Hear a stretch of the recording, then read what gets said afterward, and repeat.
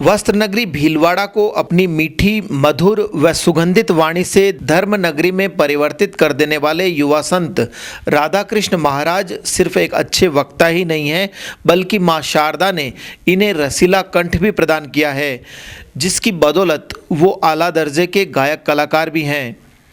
साथ ही इनकी साजबाज बजाने वाली टीम में शामिल कलाकार भी उच्च कोटि के हैं। यही वजह रही कि गौभक्त परिवार द्वारा आयोजित नानी बाईरो मायरो के इस आयोजन से पूर्व शहर के हजारों हजार लोगों में किसी धार्मिक कार्यक्रम के प्रति ऐसी दीवानगी पहले कभी नहीं देखी गई। ऐसा ऐतिहासिक आयोजन करने के बावजूद मन में किसी प्रकार का अहम नहीं पालने वाले अत्यंत ही सरल, सहज व सात्विक व्यक्तित्व के धनी महाराज राधा कृष्ण से हुई एक विशेष भेंट के संपादित अंश ईटीवी के दर्शकों के लिए प्रस्तुत हैं। आज हमारे साथ हैं महाराज राधा कृष्ण, जिन्होंने अपनी सुमधुर और मीठी वाणी से वस्त्र नगरी को एक तरह से धर्म नगरी में परिवर्तित कर दिया।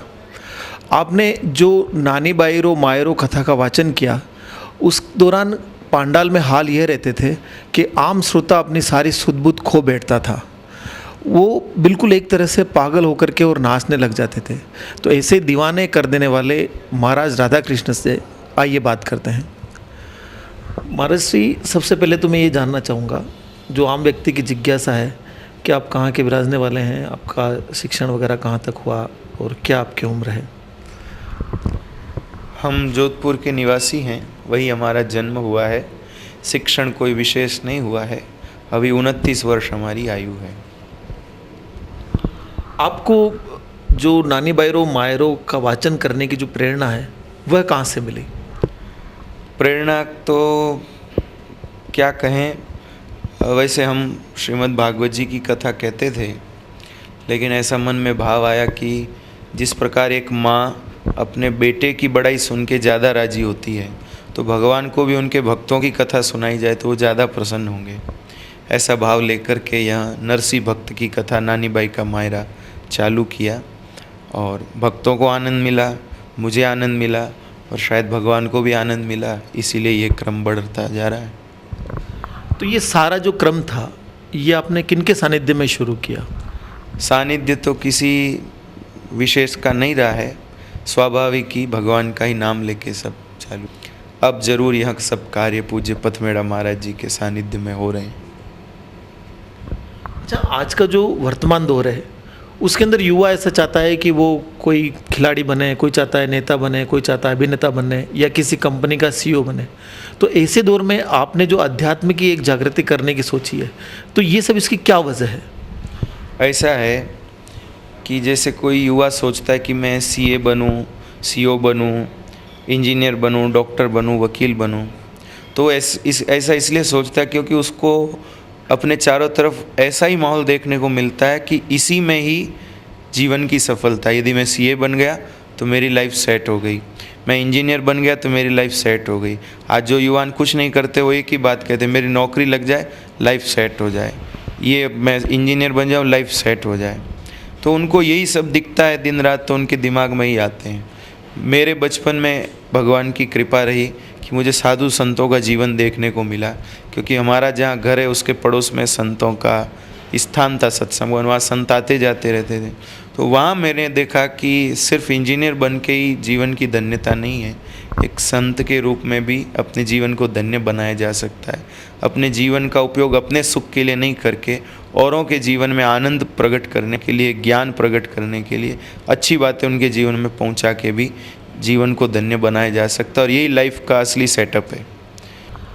महाराज जी, आपकी उम्र जो है वो बहुत कम है अभी, तो आपने जीवन के लिए क्या लक्ष्य और क्या संकल्प निर्धारित किए हैं जिससे जीवन में और विशालता लाई जा सके? यही है बस, और कोई जीवन में दूसरा लक्ष्य रहा नहीं है। भगवान की कृपा से कम समय में बहुत कुछ बातें समझ में आ गई ज़िंदगी को लेकर के।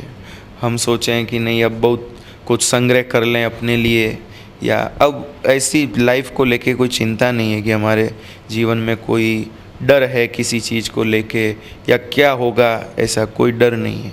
सिर्फ एक लक्ष्य है, एक धुन है कि जितनी श्वासें हैं शरीर में, जितना रोम है, जितनी सामर्थ्य है, वो पूरी की पूरी भगवान के लिए और गौ माता के लिए। बस जितना कर सकता हूँ उतना करना है, अपने लिए मुझे कुछ भी नहीं सोचना है। अच्छा, कथा वचन में भी आपने केवल नानी बैरो मायरो ही क्यों चुना? ये इसमें क्या ऐसी विशेष बात है? हमने सिर्फ ये नहीं चुना था, लोगों ने यही चुन लिया। और आप दूसरा प्रश्न न करें इसलिए हम बता रहे हैं कि लोगों को ये कथा इसलिए प्रिय लगती क्योंकि इसमें एक ग्रस्त व्यक्ति किस प्रकार की परिस्थितियों से गुजरता है और किस प्रकार की परिस्थितियों में वो भगवान का आश्रय करके अपनी जीवन की विपरीत परिस्थितियों में सफल होता है, ये सब इस प्रसंग में बताया गया है। इससे हर आम आदमी को ये कथा अपनी जैसी लगती है, अपने खुद की कथा जैसी लगती है, इसलिए इसमें लोगों की रुचि जाता है। अच्छा महाराज श्री, एक बात जो है वो एक प्रैक्टिकल सच है कि कथा के दौरान कई बातें अच्छी की जाती है, आप भी जो उपदेश एक तरह से देते हैं वो बहुत अच्छे होते हैं, लेकिन जो श्रोता होते हैं एक बार वहाँ बैठे सुन करके ताली बजाते हैं, सारा कुछ होता है, लेकिन जब उठ करके खड़े हुए तो जैसे अपने कपड़े झाड़ते हैं, कपड़े झाड़ने के बाद में वो उपदेश भी वहीं रह जाते हैं, तो उनका उतना प्रभाव नहीं पड़ पाता। तो ये सब इसके पीछे क्या कारण आप मानते हैं? कारण तो कुछ नहीं है, वक्ता का चरित्र प्रभावी होना चाहिए, उसके कथन में त्याग होना चाहिए, समर्पण होना चाहिए। तो 1000 लोगों ने सुना है तो 300 लोग झाड़ देंगे लेकिन 200 पे असर होगा। तो कथाओं का असर हुआ हो ऐसा प्रैक्टिकली आपको महसूस होता है? हाँ बिल्कुल होता है। अभी जैसे चित्तौड़ में कथा हुई तो वहाँ पर हमने कहा भाई आप लोग प्रभात फेरी निकालिए, कथा में समझाया तो 22 जगहों पर प्रभात फेरी निकल रही चित्तौड़ में, उदयपुर में 5 जगह चल रही है और भी जहाँ कथा हुई सब जगह चल रही है। अच्छा महर्षि, जो सामाजिक बुराइयां हैं पहले उनका एक स्वरूप अलग रहता था, जातिवाद वगैरह, आज जो सामाजिक बुराइयां एक अलग स्वरूप में हमारे को दिखाई देती है, भ्रष्टाचार या और कोई विशेष व्याभिचार वगैरह, तो ऐसे में सरकार को क्या कदम उठाने चाहिए कि उन पर अंकुश लगे? सरकार में जब तक प्रामाणिक लोग नहीं पहुंचेंगे तब तक सरकार कोई कदम उठाए उसका कोई असर नहीं होना है। जैसे शेर यदि बकरी के बच्चे को कहे कि आओ मैं तुमको गोद में लूँ, आओ मैं तुम्हें अपना बेटा बना लूँ, कौन बकरी उस पर विश्वास करेगी? क्योंकि जब तक उसका हिंसा का स्वभाव छूट ही नहीं सकता शेर का, तो बकरी उस पर विश्वास ही नहीं कर सकती। तो सरकार में जब तक प्रामाणिक लोग नहीं होंगे, त्यागी लोग नहीं होंगे, सच में सेवा करने का भाव जिनका हो, जज्बा हो, ऐसे लोग नहीं होंगे, तब तक सरकार कुछ भी बढ़िया से बढ़िया प्रस्ताव ले आए उसका कोई फर्क नहीं पड़ता है। अच्छा महाराज श्री, आप आम जन को क्या संदेश देना चाहेंगे गायन के रूप में? हम आम आदमी को यही कहना चाहेंगे कि हर आम आदमी की प्रधान आवश्यकता है शांति और आरोग्य। आज आदमी के पास में सब चीज़ है, नहीं है तो उसको हासिल किया जा सकता है, लेकिन शांति और आरोग्य पैसे देके भी आदमी को नहीं मिल सकता है।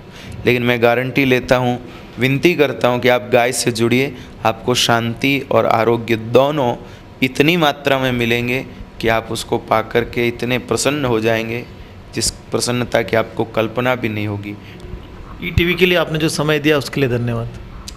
आपका भी बहुत बहुत आभार कि आपने मुझे मेरी बात लोगों को कहने का अवसर दिया। बहुत बहुत धन्यवाद और बहुत बहुत शुभकामना ईटीवी के लिए।